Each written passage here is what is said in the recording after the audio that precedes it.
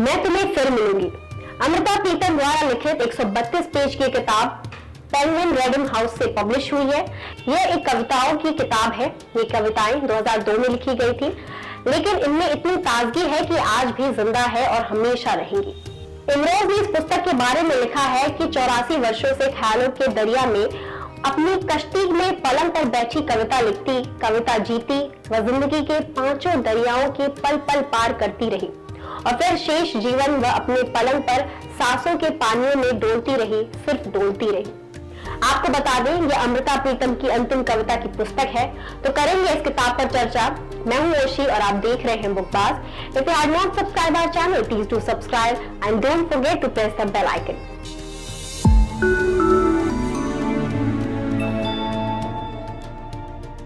अमृता प्रीतम पंजाबी के सबसे लोकप्रिय लेखकों में से एक थी। अमृता प्रीतम का जन्म 1919 में गुजरावाला पंजाब में हुआ। उनका बचपन लाहौर में बीता और शिक्षा भी वहीं हुई। किशोरावस्था से उन्होंने लिखना शुरू किया।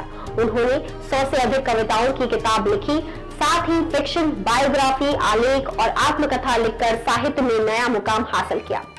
6 बरस की उम्र में ही सगाई, 11 बरस में मां का निधन, 16 बरस की उम्र में पहली किताब और 16 बरस की उम्र में ही प्रीतम सिंह से विवाह। आजीवन साहिल से उत्कट प्रेम और जीवन के अंतिम पलों तक लगभग 50 बरस तक इमरोज का साथ, ऐसा जीवन रहा अमृता का। मैं तुझे फिर मिलूंगी, कहां, कैसे, पता नहीं। शायद तेरी कल्पनाओं की प्रेरणा बन तेरे कैनवास पर उतरूंगी, या तेरे कैनवास पर एक रहस्यमयी लकीर बन खामोश तुझे देखती रहूंगी। मैं तुझे फिर मिलूंगी, कहां, कैसे, पता नहीं। या सूरज की लौ बनकर तेरे रंगों में घूमती रहूंगी, या रंगों की बाहों में बैठकर तेरे कैनवास पर बिछ जाऊंगी। पता नहीं कहां, किस तरह, पर तुझे जरूर मिलूंगी। या फिर एक चश्मा बनी, जैसे झरने से पानी उड़ता है, मैं पानी की बूंदें तेरे बदन पर मलूंगी और एक शीतल एहसास बनकर तेरे सीने से लगूंगी। मैं और तो कुछ नहीं जानती, पर इतना जानती हूं कि वक्त जो भी करेगा, यह जन्म मेरे साथ चलेगा। ये जिस्म खत्म होता है तो सब कुछ खत्म हो जाता है, पर यादों के धागे कायनात के लम्हे की तरह होते हैं। मैं उन लम्हों को चुनूंगी, उन धागों को समेट लूंगी। मैं तुझे फिर मिलूंगी, कहां, कैसे, पता नहीं। मैं तुझे फिर मिलूंगी।